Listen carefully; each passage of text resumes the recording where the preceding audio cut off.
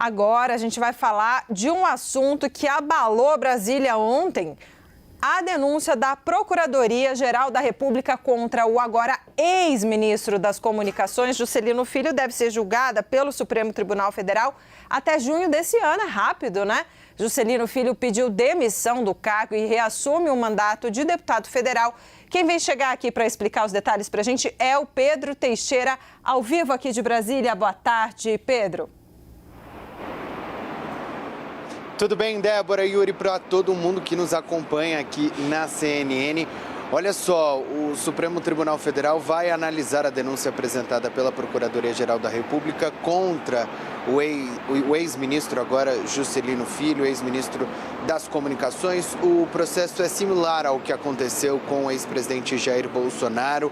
A primeira turma do STF vai analisar primeiro se acata ou não o pedido de denúncia apresentado pela Procuradoria-Geral da República em uma investigação que apura o desvio de emendas parlamentares. Ontem, o ex-ministro decidiu pedir demissão depois de uma conversa com o presidente Lula, logo depois que a denúncia foi apresentada pela Procuradoria-Geral da República.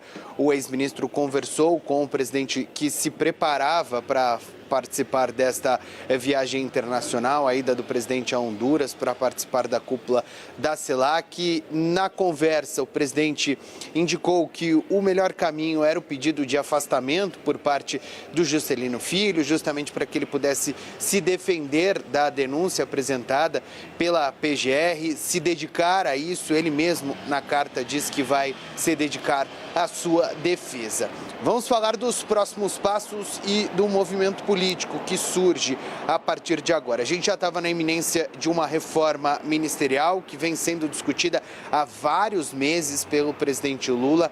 A saída do Juscelino deve acelerar este processo. O União Brasil quer manter a sua posição no Ministério das Comunicações. O indicado para a vaga deixada por Juscelino Filho é Pedro Lucca, líder do União Brasil na Câmara dos Deputados. É um nome que agrada tanto o presidente do partido, Antônio Rueda, como também o presidente do Senado, Davi Alcolumbre, que é do União Brasil, indicou ao presidente o Pedro Lucca. O Pedro Lucca é do mesmo estado do Juscelino Filho, Maranhão.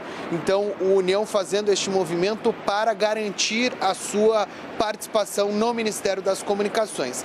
Agora, a saída, evidentemente, gera uma série de outras movimentações. Outros partidos já estão sinalizando aqui ao Palácio do Planalto que pretendem ocupar este posto deixado pela União Brasil, deixado pelo ministro Juscelino Filho. As questões relacionadas à substituição no Ministério das Comunicações devem ser discutidas a partir da próxima sexta-feira, com o retorno do presidente Lula. Ele que chega ao Brasil amanhã deve se reunir com o corpo político do seu governo, especialmente a ministra Gleisi Hoffmann das Relações Institucionais, para tentar acertar a substituição no Ministério das Comunicações e, quem sabe, essa substituição venha com outras mudanças na esplanada dos ministérios. Essa é a expectativa atual aqui no Palácio do Planalto. De qualquer forma, agora o ex-ministro Juscelino Filho se dedicará à sua defesa. O União Brasil tem feito movimentos para proteger o ex-ministro, inclusive tem uma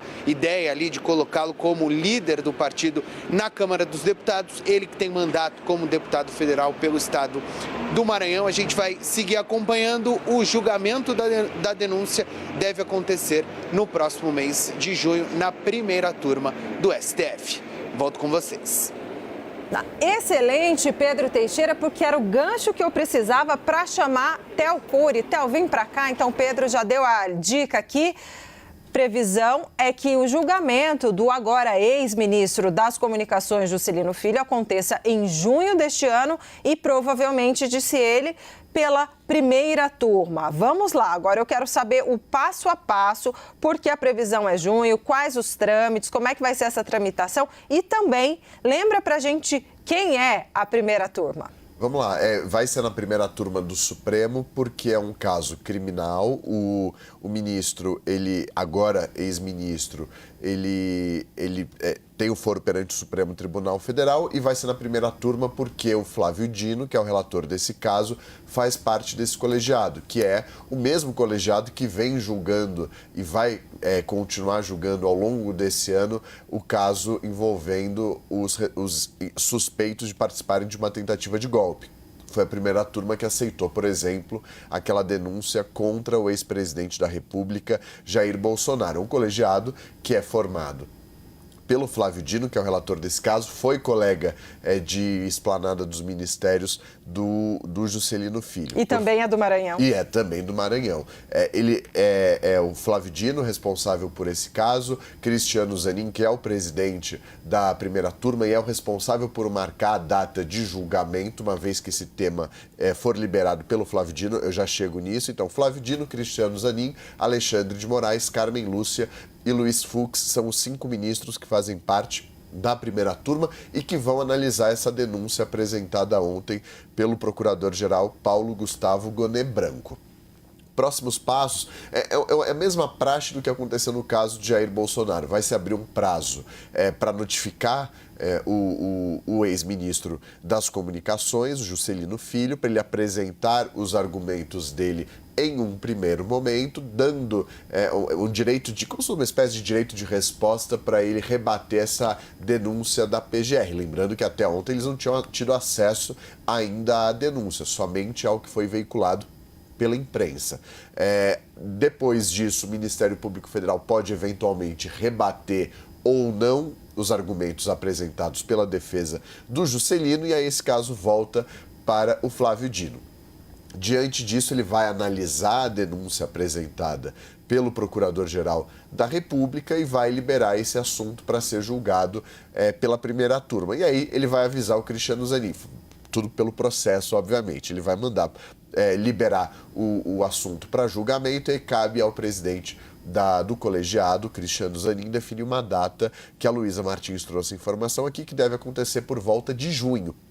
Esse julgamento sobre o recebimento ou não da denúncia. E aí o recebimento ou não da denúncia é algo mais técnico, é analisar as provas, não o mérito das provas, mas se há provas que justifiquem a denúncia apresentada, se isso cumpre com todos os requisitos técnicos mínimos para que a denúncia seja aceita, e aí os ministros decidem se aceitam ou não. E aí, se aceitarem, de fato começa a ação penal e ele vira réu. E aí tem, obviamente, o direito de se defender, apresentar contraprovas, o Ministério tem que apresentar ao Ministério Público provas que corroborem esse entendimento, as suspeitas com relação a ele e, no final de todo esse processo, ao julgamento que pode absolvê-lo ou condená-lo.